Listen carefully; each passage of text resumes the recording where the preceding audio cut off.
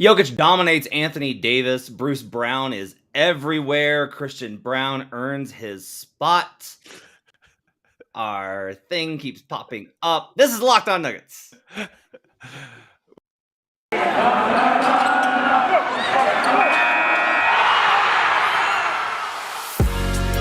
You are Locked On Nuggets, your daily Denver Nuggets podcast. Part of the Locked On Podcast Network, your team every day. Welcome to Locked On Nuggets, your daily Denver Nuggets podcast, part of the Locked On Network, your team every day. Thanks for making us your first listen every day. We're free and available on all platforms, including YouTube, where you can join the show and join all sorts of folks in the comments. Alan's in here. Kelvin's in here, who's had a house flood. Sorry to hear that, Kelvin. That sucks. But the Nuggets won. He's like still excited. So good for you for giving an upbeat thing with the house flooding. Sorry about that, buddy. You can join us on YouTube. Best way for you to support the show, go to YouTube and just search for Locked On Nuggets, and you should be good to go. My name is Matt Moore. I'm the senior NBA writer for the Action Network, joined by my colleague and friend, Adam Mares. You can find him on Twitter at Adam_Mares at DMVR. Catch him every pre- and post-game show over there at DNVR. As the Denver Nuggets keep the Los Angeles Lakers winless, 110-99, do not allow a losing streak on the season. Nikola Jokic with 31, 13, and 9. There's a lot to get to from this game. There's a lot to get to. Adam, as always, we'll start. What's your big takeaway from the Nuggets win over the Lakers? Honestly, I hate to say it, but my biggest takeaway is that how bad the Lakers are. They are a really, really, really bad team with bad vibes, just bad everything. That is, it's rare for me to be ready to count a team out, especially a LeBron James team, especially a Lakers team. But that's not a team, man. That team is going nowhere. Denver kind of toyed around a little bit too longer than I would have liked in this game. But once they turned it on down the stretch, there was a lot of positive things that came from it. Harrison Wind, sitting next to me on press row last night, said, "Man, Matt Ryan's good. Like, why doesn't he play more?" And I was like, "Why do you say that?" And he's like, "He hit a 3." Like 1-3. I thought he was, for people that don't know, and this is nothing against Matt Ryan, who seems like a really good dude. Like he was a Nuggets like Exhibit 10 guy, and he's a rotation piece for them. That's so unfathomable. Last year he was an Exhibit 10 guy for Denver. Now he's a key floor spacer. Yeah, it's brutal. So at halftime, it was interesting. I asked 5 people at the arena, and after you kind of commented to me when we were texting, and I got 3 in your favor and 2 in mine. I thought they had tried pretty hard until the end of the half, and they were just kind of they were just a variety of mistakes. The turnovers were part of the problem. You felt like in the first half that both teams really were just like lazily and disconnected going through the game a little bit. Is that how you felt? Yeah, I thought it was like a Rico Hines run, and I thought it was like that for the Lakers all game. I mean, they just never turned it on. They never flipped a switch or anything. But Denver, and Jokic in particular, I just thought his defense, maybe it's because he picked up a foul on the very first play and was trying to be a little bit more conservative, but there were just so many plays where it felt like so many like surrenders on defense, where it's like, well, I could rotate over and try to challenge it, but nah, just let this one go. So yeah, I thought the energy was really, really low. Denver, this is a comment we made last game because Denver won this one and they were going up against a bad Lakers team. So it didn't really haunt them. Denver plays right now like a team that wants to think the game and solve it. And you have to do that. Like that's part of the growing process. But sometimes you just need somebody that just breaks the game, breaks logic. Like Jared Vanderbilt is not a guy that's solving the game. He just goes out and crashes into everything and makes something happen. Denver they have Bruce Brown. They've got maybe a little bit of Christian Braun, but I don't know. They have a bunch of guys that are just like, hey, Jokic, you figure the game out. I'm just going to run around and go crazy and make things happen. And you kind of need that in the regular season. I agree with that. I think I will say I continue to like Aaron Gordon's aggressiveness offensively. He took some bad shots last night. Is like 1 of 16 on 3 so far to start the season, which is not good. But he's actively trying to get dunks at the rim. Like that's what he's trying to get. He's succeeding in that quest. Yeah.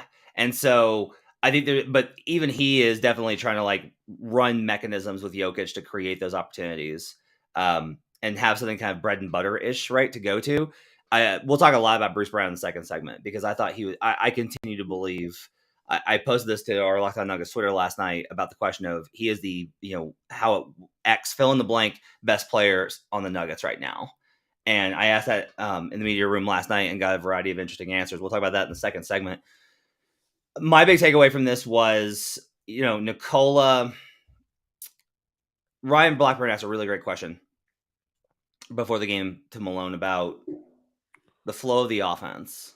And it was basically about how, like, look, we talked about this, that Jokic can have 9 points and dominate a game. And whether or not last game was an illustration of him trying to find shots in the flow of the offense for others, or whether it was a passivity thing, essentially. And, Malone like said the right thing, which is like an aggressive Nikola Jokic makes the team better, but will also execute at such a high level that there will be more shots for him because he will put so much pressure on the defense that there are those opportunities for him. And Jokic, I thought in the second, I did not get a chance to ask this, and I should have, but I don't know what Malone said in the locker room or somebody else spoke up, but I will say that the energy for them coming out of the locker room was different at half. They came out and they just hit him with a sledgehammer. And the Lakers were pretty much like, well, there goes this game. It was like that's their entire vibe. It was like, hey, maybe we might be able to, oh, no, okay, you tried. We're done. And that's really what it was. Nikola destroyed Anthony Davis in that second half. Davis not moving well. Clearly hampered. Like, he's not, but part of this is just like, this is who he is. Like, if he's not going to be healthy 3-4 games into the season, when's he going to be healthy? Darvin Ham said he doesn't expect him to miss Friday's game. But I'll just say, why is he playing? I'm telling you, last night, I don't want to make this a Lakers show, but if you're watching that game, that's my takeaway. I'm like, what are you doing? Why are you playing? Because either he's too hurt to try, or he's just not trying. The sideline loose ball where Jokic just reached up, tapped it away from him when Davis has. Oh, that's the steal. Yeah, the steal. So much, like, he's got so much longer arms than Joker. Like, Joker just takes it away from him and then runs the break and throws the dime pass bounce on the break for the score. That was incredible. KCP sprained an ankle. We thought it was his knee initially, and obviously there was a lot of concern. But it was an ankle. He's diagnosed with an ankle sprain. He might miss some time, but it's not considered to be serious. They dodged a bullet there, which is good. And I will also say this: KCP going into the tunnel.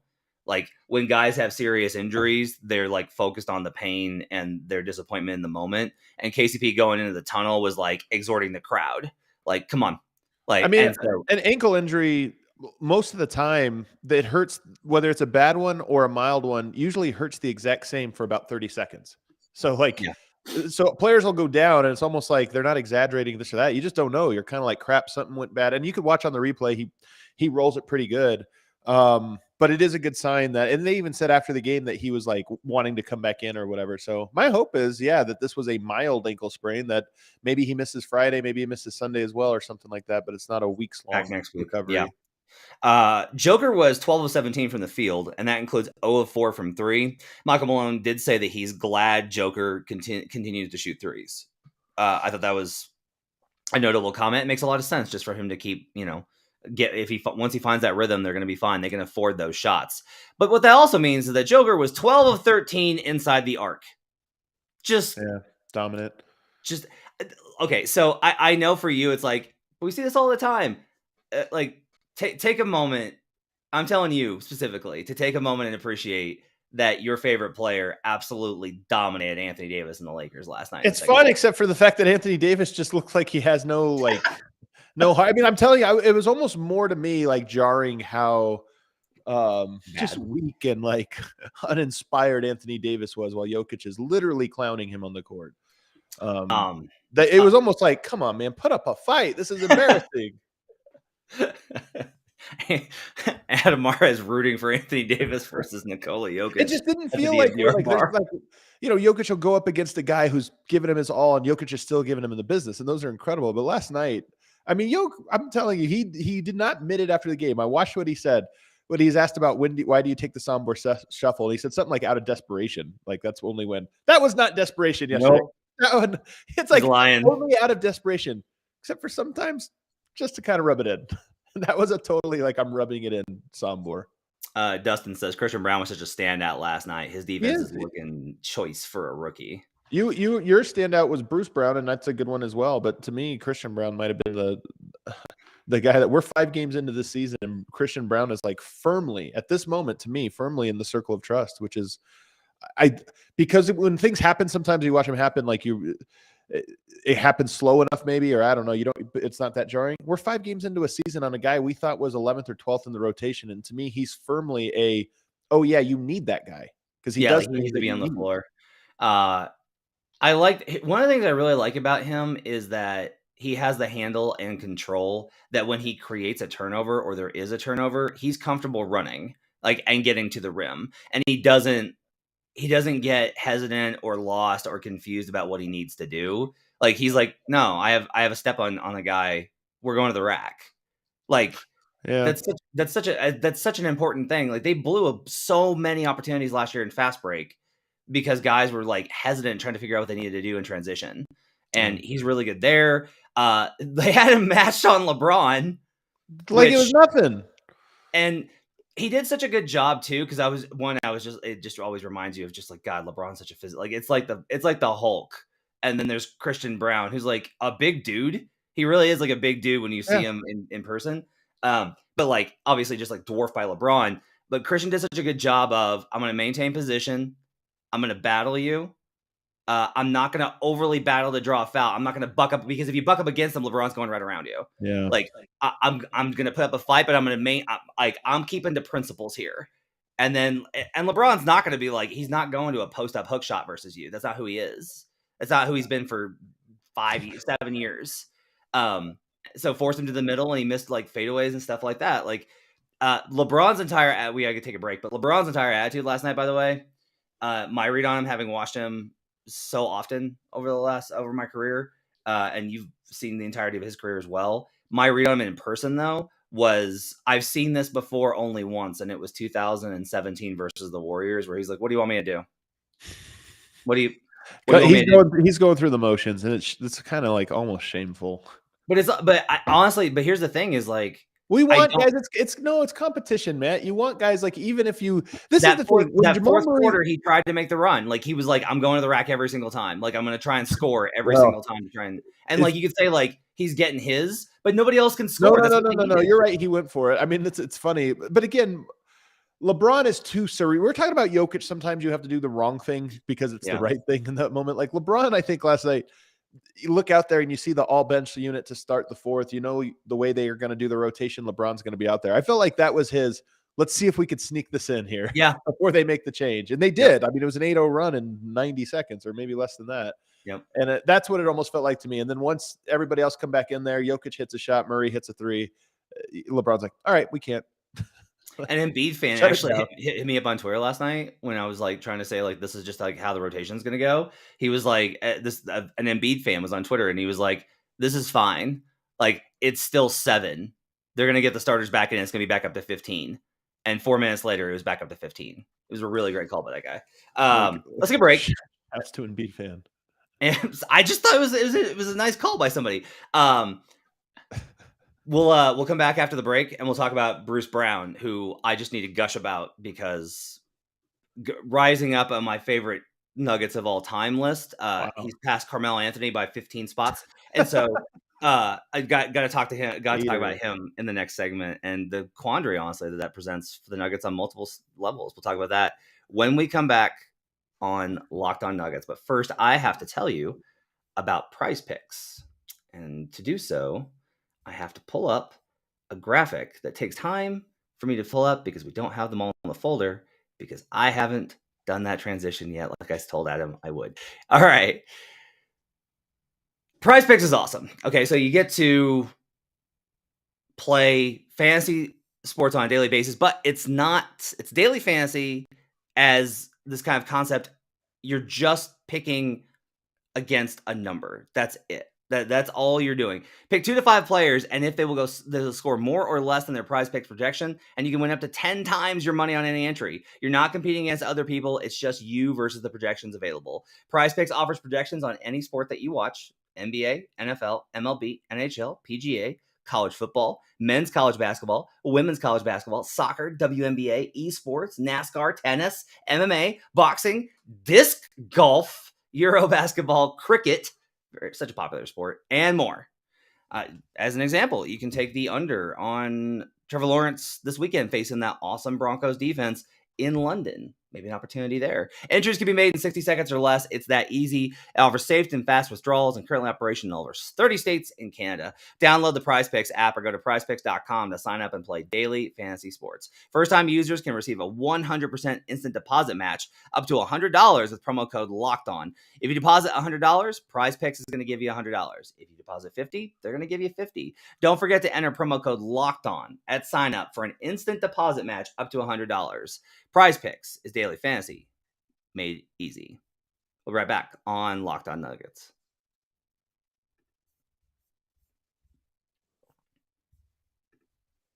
Back here on Locked On Nuggets. Thanks for making this your first listen today. For your second listen, check out Locked On Sports Today. From the games that matter the most to the biggest stories in sports, go beyond the scoreboard and behind the scenes with local experts and insights only Locked On can provide. Locked On Sports Today, available on this app, YouTube, and wherever you get your podcast. All right, folks, back here with the second segment here on Locked On Nuggets.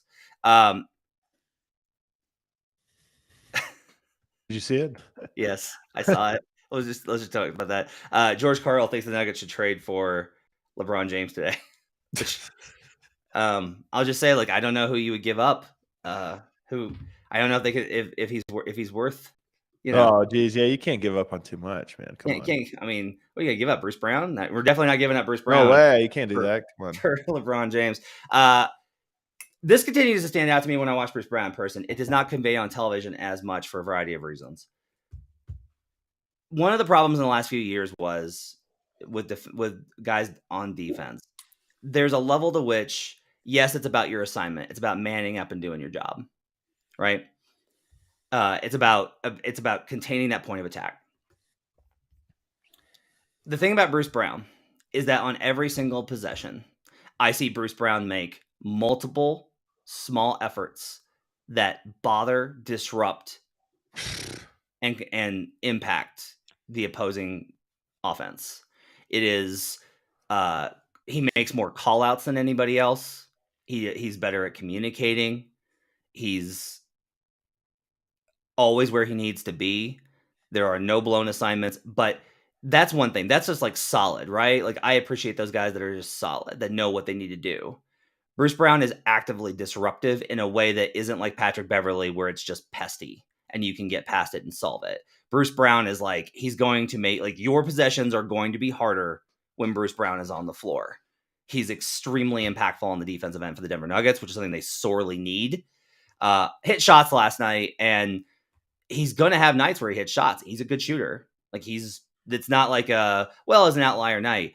Bruce Brown's performance last night, when you look at that box score, and I took his over points, rebounds, assists last night as soon as he was announced as the starter. I regardless of whether he started or not, I think it's a good thing that he started. He goes for 18 points, 5 rebounds, 4 assists, 2 steals, 7 to 12 shooting, 4 of 6 from 3. Efficient, effective, impactful. To me, right now, I'll just tell you, Adam, I believe that right now, with where everybody is at, I think Bruce Brown is the second best player in the Denver Nuggets. Right in this current moment right now, I think he is the second best player in the Denver Nuggets. That could be too much. That could be too much, but it shows the fact that you're not no, that's crazy. Shows at least that it's a discussion point. Yeah, best when it comes to that kind of stuff. Jokic is the best. Everybody else at the current moment is filling in around him. But he's been fantastic, though. To your point, when you talk about defensive disruption, there's players that contain really well, and then there's players that just attack and pester. He does both. He contains well, but he also is just constantly I do think that he is constantly affecting, like dictating what the offense does. And that's a rarity, but it's such a sign of an impactful player. And then after the game, like he already has the Jokic stamp of approval. Him and Christian Braun both actually got it last night in the post game.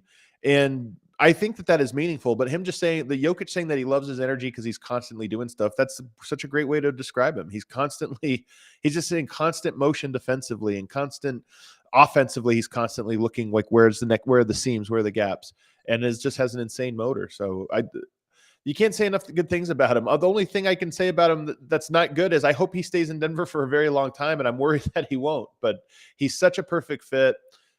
4 of 6 from the 3-point line. Do you know the Nuggets have 4 players shooting 50% or better from 3 right now?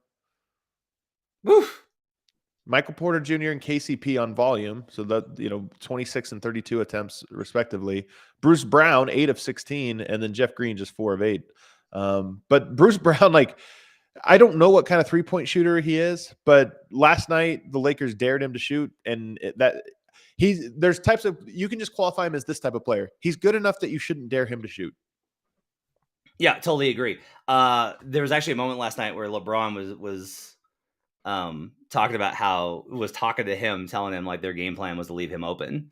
And Brown's quote was, "Your game plan isn't working, sir."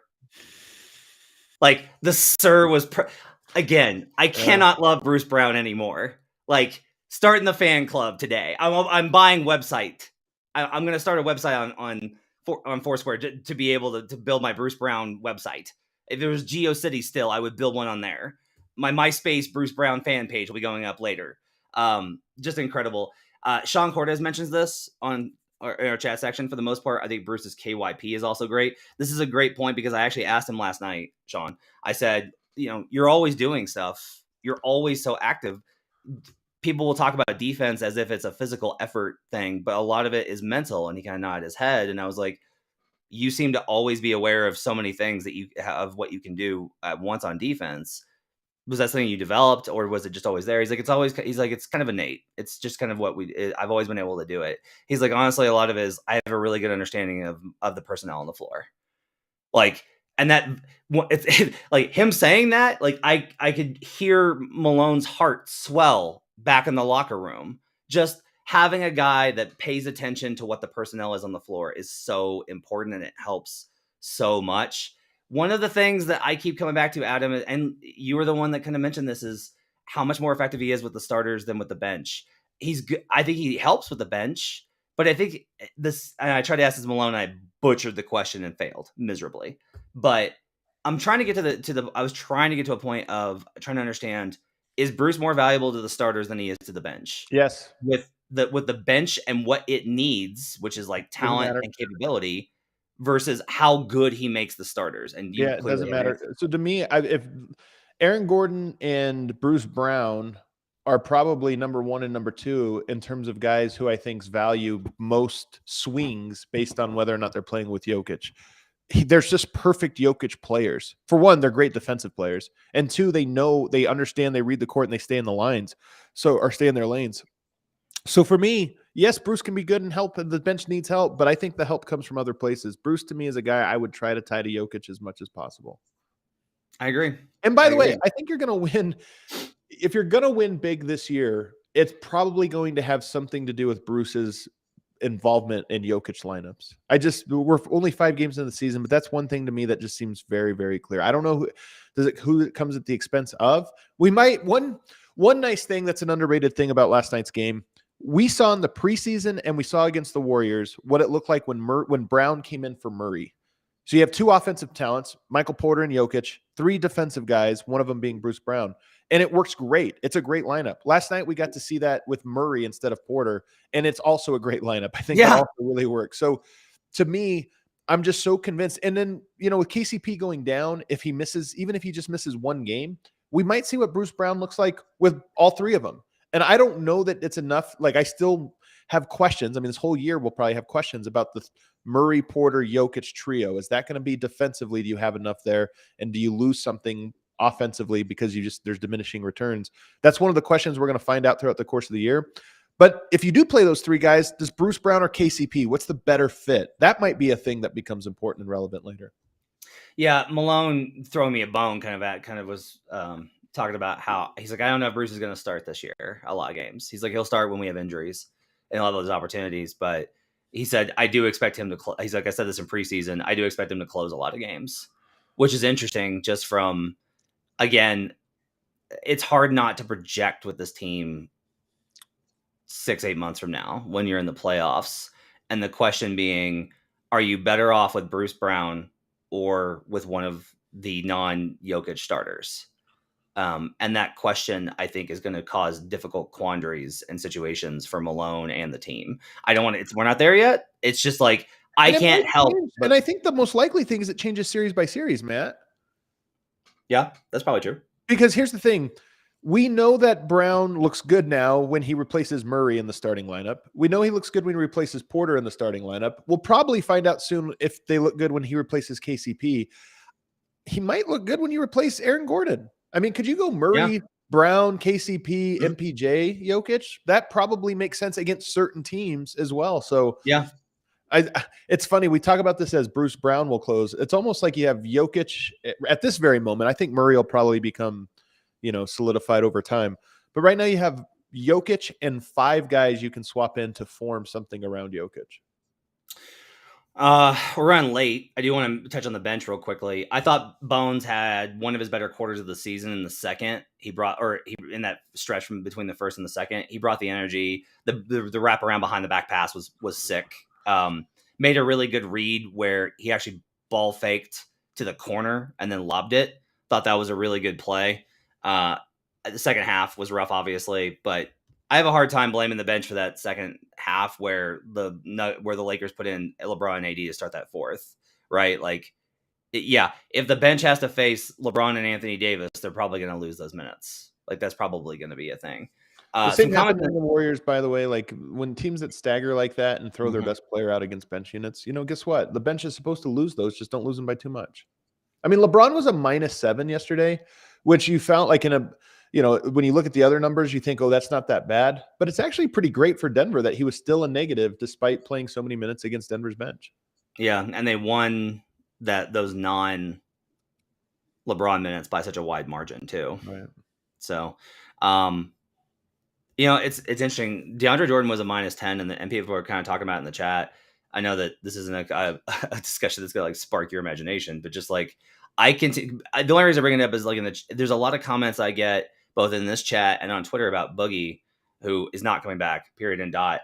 But I also just again, when DeAndre Jordan becomes a problem, I will talk about it.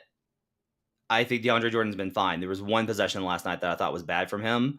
His numbers are bad. He's -10, but in general, I continue to feel like DeAndre Jordan has been just fine. I don't feel like the problems in the bench unit have anything to do with DeAndre Jordan.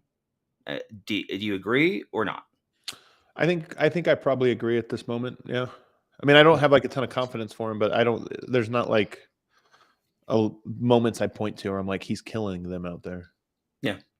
Let's take a break. We'll come back and it's time to talk about Jamal Murray after his first 5 games back this season, after 5 games in at least. We'll talk about that when we come back on Locked On Nuggets.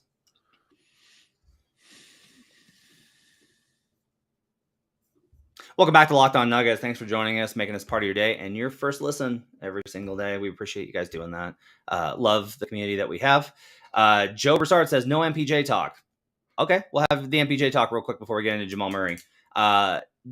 So this was insanity. Not insanity. All right. Woj reports yesterday he's going to miss time. Singer. By the way, was that a thing Woj needed to report? Players miss games all the time. Here's all I'm saying. We're doing the basketball Illuminati thing. So players miss all the time. Murray missed a game earlier. Woj didn't report that one. Murray's set to miss Warriors game. That's not a report. We knew that they were going to load manage him throughout the year. So a Woj report to me is part of what makes this so weird. Is you're like, why is Woj reporting that one? It's happened before. He's him and Haynes and Shams will all report on various injuries. I think it's more about, does the agent reach out to tell them? right? Yeah, but why would the agent? That's what I'm saying. Is the agent, would he reach out if he was taking just a regular rest day? There's nothing, it's just like, hey, he's resting tonight. The team's plans, they planned it weeks ago. He's resting. Mm-hmm. No. So the fact that he's reaching out, so the fact that he's the one reporting the story to me is part of what makes this weird. It's like, oh, this is a report, not just that he's resting. And also, it's also interesting given Woj's close ties to ownership. Has a close relationship with the Cronkies. I just want to, he had a close relationship. Yeah. Yeah. I don't know. It's just weird. Anyway, I think that part of it is weird just because the reason I bring that up is because of what happened pregame, which is what happened pregame. So Mike Singer asked him about his concern level, and Malone said, is MPJ out? And Singer's like, that's what's been reported. And he was like, Malone's like, where'd you hear that? And Singer kind of joked, he's like, the streets are talking. And Malone was like, really kind of like, so you think Malone was making a point of these aren't the things that should be reported? I wonder. Interesting. Because Singer, we're making this sound more like a conspiracy than it really is. I'm just saying it is a small and interesting detail, but it's one of those things where I'm like, that's a weird one for Woj to take on. After the game, Malone did say that he texted with MPJ this morning and said he was fine, and that MPJ could have played if he needed to, but it was a rest game, and that he expects MPJ to play on Friday. So, and by the way, I also think it's meaningful that he went out and shot in front of fans yesterday. He didn't have to do that. And I feel like there's probably a little bit of a, hey guys, look, I can move. I look good. I feel good. I'm fine. I'm making everything I put up. Yeah. Malone did say that he had kind of like a back spasm in Portland, which honestly, here's the thing. You will take spasms every time over some sort of actual. Not to mention, this is the way you handle it. Is I can imagine a scenario in which he did not feel good after the game. Something like, oh man, I don't feel good, and woke up the next day feeling 100%. And so it's like, well, should we hold him out or not? And the answer is probably, well, you could probably play him. But I like that Denver's not. I don't know. Why don't we just give this an extra couple days? I think that's the right thing. Of, hey, we were planning to rest you anyway. This is the exact spot where you seem to be 100%, but let's just give you an extra couple days to be sure of that. So Jamal's a handful of games in, and my big takeaway on Jamal is effectively there is a collective understanding that this is going to be rough, which is best encapsulated by Jokic's half joke that, yeah, he's going to be terrible for a few months and before the season. Right. He has, in my experience, about one quarter where he gets, usually the third, where he gets it going and starts to look a little bit more like himself. He loosens up and plays pretty well. He is not fast enough to get ahead of the defense in terms of his athleticism yet, and he is not at game speed enough to be ahead of them in terms of decisions. There are still, again, there's those stretches where he looks really good and he looks like an impactful good player. The effort level on defense is there. He's not half-assing it. He's a step slow because of his conditioning. Yeah. That will come back with time. I think Jamal has done everything possible. There is an acceptance of, I think the biggest thing from one of the takeaways from last night, and it was against a terrible opponent, but it allowed for an opportunity it's going to be tough with where Jamal's at.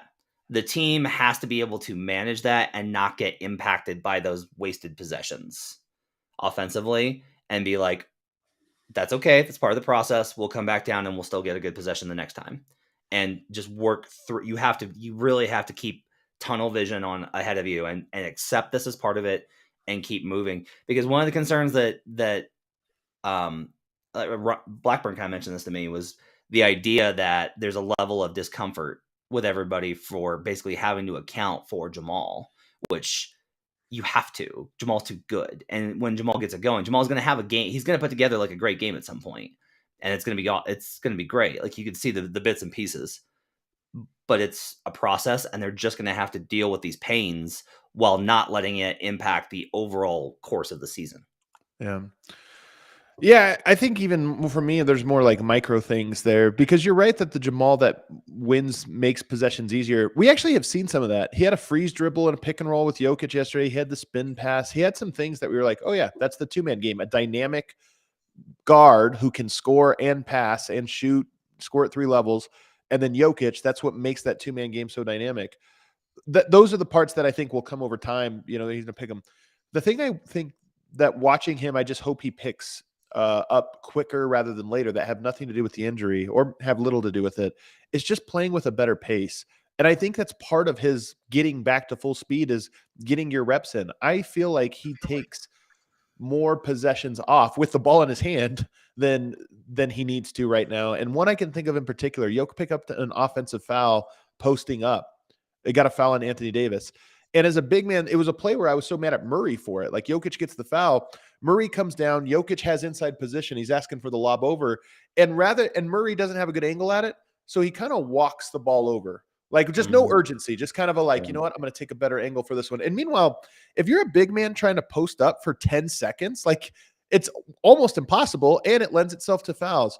It was indicative of me of, that's an example, but there were lots of plays like that where I'm kept thinking, Murray, sprint into that. Like, get into that quicker. Get the ball out of your hands quicker. Get over, run the pick and roll quicker. Or sometimes the ball will go to Jokic. It's clear it's Murray's turn, and he'll take a second to breathe and then make his move. And you think, no, go quicker. That's the thing that makes the ball pop and makes the game go faster. And that's the part of the game to me for him that he can most correct, because it's not an ailment thing. It's hey, you just have to push yourself a little bit harder.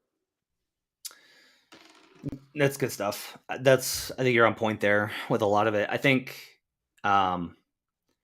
there's some comments about, and this has been asked about, would the team be better off if Jamal came off the bench for a while? I just don't think you can do that for a number of reasons. I especially think that Jamal needs the starting spot and needs to not be worried about it, and just, even no matter how much you tell him it's only temporary, I just don't think it's good for him. I just don't think and I don't think he would respond to it well. I do think he should play off ball, which just for a little bit, just to operate these things, which again brings us back to the Bruce Brown conversation, right? Like, if it was Bruce Brown and Jamal, and then KCP was at 3, I would feel really good about things. I think Jamal could be more effective in that role. It would help him ease in. You could still run the pick and roll stuff, because they had the 2-man game going there in that third quarter for a little bit, and they were, the Lakers were like, we don't have an answer for this. So I think there's like opportunities in that spot. Again, one of these things is that, a lot of guys need to start, and a lot of guys bring stuff to the table, and the results are really good when they do start, and trying to figure out how to manage all that is difficult.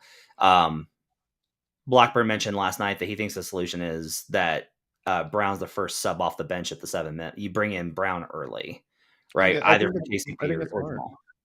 I think it's smart. I do think that all three of Murray, Porter, and Jokic, there's a time and place for them, and starting, maybe even closing, whatever. But I do think that there's a lot of opportunity to bring Bruce in early and play a lot of minutes with only 2 of those guys on the court at each time. And if you make that sub early, it does lend itself naturally to, okay, now we got the Porter Jokic only minutes. We get later on in the half, we're going to get the Murray Jokic only minutes. And I think that makes sense. One final thing before we get out of here on the defense, I will tell you, I dug into some numbers yesterday. The numbers aren't everything, and eye test will tell any of you that have watched that the Nuggets' effort defensively has been crap, and it's true. I will say that a lot of the numbers suggest the following. They're allowing the right shot profile, but when they allow the bad shots, they are allowing the highest percentage shots possible, and teams are converting them at an incredibly high rate. And what I mean by that is they're giving up the 11th fewest threes per 100 possessions. That's good. But they're allowing one of the highest percentages in the league. That's bad. Malone was talking about them being like 76% at the rim, which is god awful. But they have one of the lowest at rim rates in the league. They give up the 6th fewest drives per game. They give up the most points per drive per game. Yeah. The one thing I will say about these numbers, though, Matt, is they lend themselves so much to variance early on in the year. Sure. And so much as I think they're useful and I do think they're interesting, and they match the eye test at Denver, I don't think that the numbers are lying or anything like that. But just for example, Denver came into last night, I think 29th in defensive rating. They wake up this morning 22nd.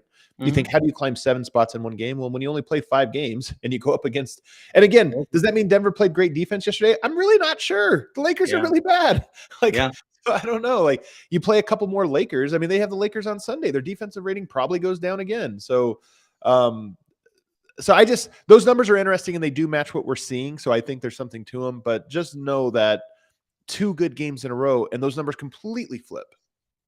I think you're absolutely right, but on the same token, like the qualitative analysis of the Nuggets defense is terrible is also small sample, right? Well, Like one of the things I'm getting at here, because I just see so many narratives get built in the first 2 weeks of a season and they stick for a long time, and that's one of them with Denver right now, where I'm like, it's true right now, guys, but the sample size is so small. But coming into last night, it was 4 games. I saw it, like, it was on Reddit, on the NBA Reddit the other day. There was Michael Malone wants a top 5 defense. They're currently dead last, and it's like, yeah, well, they've played 4 games, guys. Just chill. Like, they might be 10th by next Tuesday. It's possible. Yep, absolutely. I agree with that. I think, if anything, my point, I think, kind of actually agrees with yours in that it's like, yeah, I think that their defense is not where it needs to be. I also think that they've run into a small sample, high variance, like a high tail outcome for opponent shooting, right?